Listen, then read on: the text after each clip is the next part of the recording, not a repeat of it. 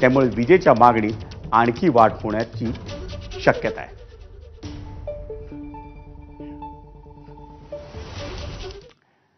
ठाण्यात दुचाकी रुग्णवाहिका या धूळ खात पडल्याचं एक भीषण वास्तव समोर आलंय.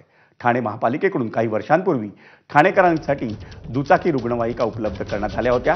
वाहतूक कोंडीतून सुटका करत रुग्णांपर्यंत पोहोचण्यासाठी दुचाकी रुग्णवाहिका ही संकल्पना ठाणे महापालिकेने राबवली होती आणि आता याच दुचाकी रुग्णवाहिका या धूळ खात पडल्याचं दिसून येतंय.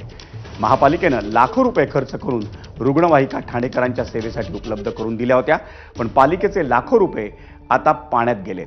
बाईक रायडर आणि वैद्यकीय कर्मचारी नसल्यामुळं या दुचाकी रुग्णवाहिकेचा लवकरात लवकर लिलाव करण्यात येणार असल्याचं महापालिकेकडून सांगण्यात येतंय.